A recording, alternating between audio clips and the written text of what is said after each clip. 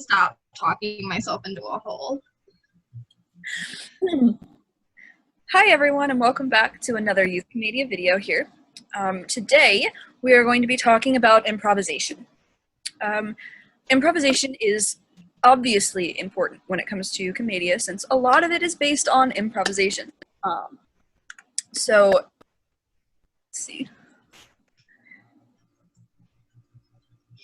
On your handout, we've got a section called Things to Remember. So I want to touch on those here and kind of go over what the games are, kind of in a little bit of a different way than it's phrased, just to make sure that everybody's on the same page. And then guess what? Y'all have homework. I know. I'm going to be the best teacher of the world here for this. All right. So first things first, when it comes to improvisation, what's the number one thing you want to remember? Yes, and. Yes, and. Exactly. Why is it important? Because if I go out on stage and I'm like, hey, do this thing, and then my scene partner spontaneously says, no, we're going to do this instead, my whole train of thought has just been destroyed, and I might freeze. Yep. So, yep. If you're the second person in a scene, you've got to go with whatever the first person said. Right. So, in the handout, I have an example of, you told me to be here at 3. There are 2 ways that it can go. The person coming in can say, no, I didn't. And then it stops. It completely halts what's going on. And exactly. Or the person coming in can add to it, saying, you told me to be here at 3. Yes, and I didn't expect you to show up on time, because now that gives them a new avenue to go down. Dead air, like what I just had, is not the greatest thing when it comes to commedia. Pausing for laughter is one thing, but too much time between jokes and thoughts and whatnot can kind of, what's the word I'm looking for? Break the illusion, I guess, is the phrasing that I'm looking for. And it also just doesn't look very good or sound very good when you've got a lot of space between what's going on. Yeah. Because that, when the person who says, you told me to be here at 3, and when their scene partner goes, no, I didn't, when the person who says, you told me to be here at 3, when person A says that, when they stop, the audience is going to notice that. It doesn't just create dead air on stage, it creates dead air in the audience. Like, they'll notice if there's a lack of communication between scene partners on stage. Absolutely. So being able to understand and work with your scene partner is also incredibly important. The next part that I want to go over is timing. Yes, and does help with timing. As long as you can go back and forth and continue that thought, you know, the timing can keep at a steady pace. But it's important to know when to pick up the pace or when to slow down the pace. And this is different from just being like a naturally fast talker like I am, or if you just say your line slowly, naturally as a speaker. This is when you deliberately speed your line up or say it really slowly on purpose. That's what we're talking about when we say pacing. Exactly. There is a use for all sides of the spectrum, especially when it comes to comedy. For example, like long-form jokes, most of the time, at least for me, I tend to slow down my speech for that so that the train of thought can be followed through every point. Otherwise, parts of the joke are going to get missed, and it might not make as much sense. But on the other side of that, quick-witted responses, like a little, I don't know, sarcastic comment at the end of somebody else's speech, that usually goes a little bit faster. It might take the audience a second to get it, but it makes more sense for it to be a little bit quicker paced.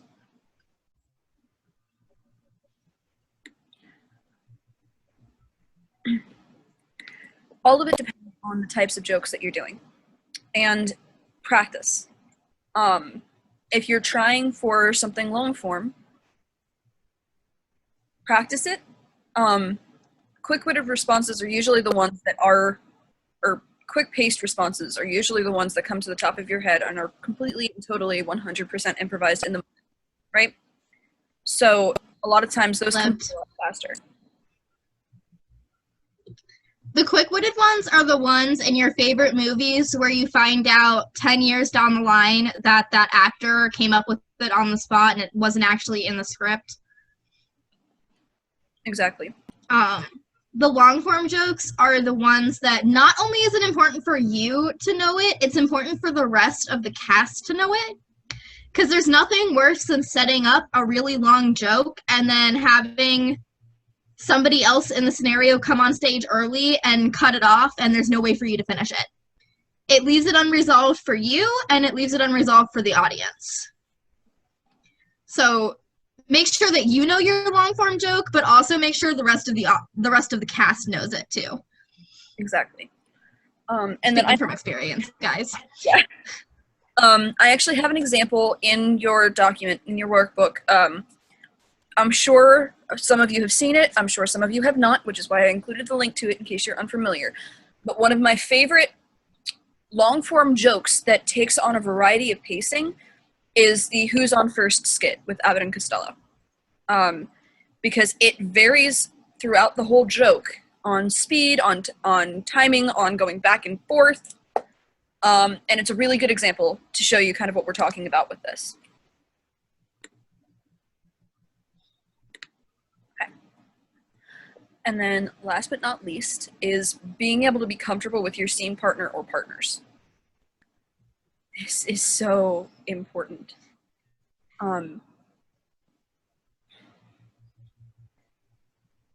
Being able to read one another can give you so much more opportunity for fantastic jokes, new Lotsie, new scenarios, everything. And so, like, this is something that comes with time, but it is something, so, like, Kayla and I have known each other for 16 years, so yes, we're comfortable on stage with each other. A lot of the members of our troupe have known each other for a very, very long time. But it's also something that you can learn and that you can cultivate in just a couple of weeks. Or even a couple of... Yeah. So, having that comfort, I mean, it shows. It really does. Especially in a live setting. Like what we deal with every year. There have been situations where I've been put into scenes where I'm not comfortable with the people around me, and going back and watching the videos, I can physically see that. And even though I know what to look for, I know that the audience could see it too. And unless that works with the scenario, it's problematic. So you should never be on stage with somebody that you don't trust. Just like flat out, it shouldn't happen. But there are ways to make sure that you cultivate that trust and that you cultivate that communication, regardless of how much time you have. Right. So getting comfortable with your scene partner, no matter how much time you have. Since we're virtual right now, Zoom calls on your own time is a good way. Even just like short ones. Normally, I would recommend that you go get like coffee together and just sit and talk so that you can. Another one is play 20 questions. So you go like get coffee and play 20 questions. And you can set boundaries to be like, hey, these are the things that we're going to talk about during 20 questions, and these are the things we're not going to talk about. So like if you don't want to talk about relationships, you say we're not going to talk about relationships. Boundaries are great for getting to know your scene partners. So like during your Zoom call, to make it as much of a in-person experience as possible, you can like get coffee or your drink of choice, hot chocolate, a soda, whatever, and play 20 questions over a Zoom call or whatever your icebreaker is of choice. I don't know enough icebreakers to list them off the top of my head. Shauna does. Kale does. I do. There's quite a few. I mean, personally, I prefer 20 questions just because it gives you opportunity to find out more than just a regular icebreaker. Because regular icebreakers, it's like 200 things that you get to learn, and that's not really enough to get super comfortable with people around you. The only icebreaker I really like besides 20 questions is 2 truths and a lie. Because the lie usually spawns really interesting conversations of like, how on earth did you come up with that lie? Or what is their truth that is really similar that they gave that lie? But that's my only other one that I really like besides 20 questions. So, yeah, have extra Zoom calls. I don't know, set up an email, like, pen pal exchange with your scene partner. Continue it after virtual Pennsic ends. Interact with human beings. Well, I'm not sure I would go that far, but kidding. Anyway, I think I'm funny. So yeah, it's important to be able to get comfortable with your scene partners, asking questions and things like that. And if you're not sure how you want to approach that, like you have some questions about needing some more icebreakers or anything like that, I know that we at least went through 1 or 2 during our first Zoom call. But other than that, which will be happening next week, but other than that, all that hasn't happened yet. If you have questions or you need some more icebreakers or not even sure what to ask, whatever the case may be, feel free to reach out to one of us, probably me, and I'll do my best to help with the icebreakers thing. Okay? So from there... Any questions about how Zoom works, though, probably reach out to me. Absolutely. 100%. All right, so let's move on to the games. Now, I only put 3 in the handout. And the reason I only put 3 in the handout is because there are literally hundreds of improvisational games that you can play. Yeah. So, but I chose these 3 because these 3 look like they should actually be the easiest ones to do in a virtual setting. The first one being foreign film dub. I like this one especially for Zoom because I feel like it has a lot of potential for funny. Essentially, there are 4 people at minimum. Yeah, 4 people at minimum. Okay? 2 people are the actors, in which they start speaking gibberish. Okay? Or if you know a foreign language, feel free to practice it during this time. Just go ahead and show those skills. But after the line is spoken, like blah, blah, blah, the translator then says what they think that is supposed to mean. So this is also a good way to get used to your scene partners because you have to be able to read each other. A lot of times the actions, like blah, obviously that's anger, right? Or, I don't know. Anyway. So being able to learn... Obviously it's something. It's something. Being able to read your scene partner is extremely important for this particular game. So even something like this can be used as an icebreaker too. Let's see. Word at a time story. I didn't even know there was a name for this one. It's not very creative. Did you want to explain it?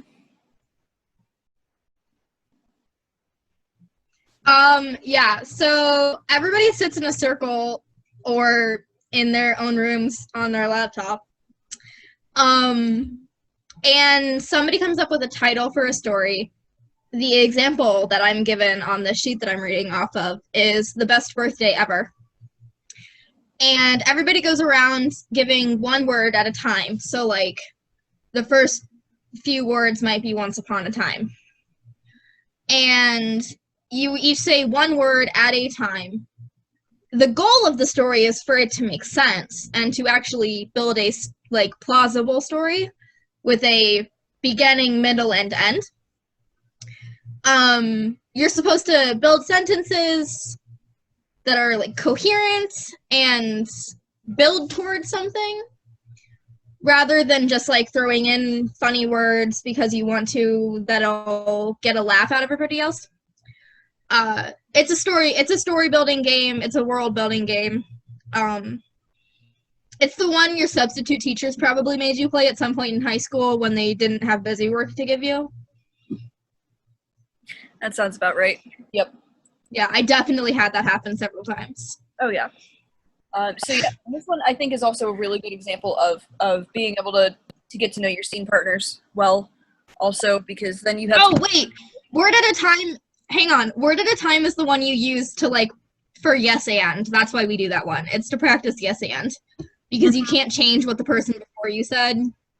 So, like, if my best birthday ever has pink elephants, you can't say, no, they were blue. You've got to work with the pink elephants. Exactly. There we go. I knew there was a reason we played that game. And to jump back really quickly, foreign film dub also kind of helps with timing. You want to try to match what the person is saying, right, to what's going on. So if I say just one blah, for example, it could also be extremely funny if the translator then goes into a full-fledged, well-phrased paragraph. Or blah means oh. And it can be reversed, too, like saying blah 17 times and the word is oh.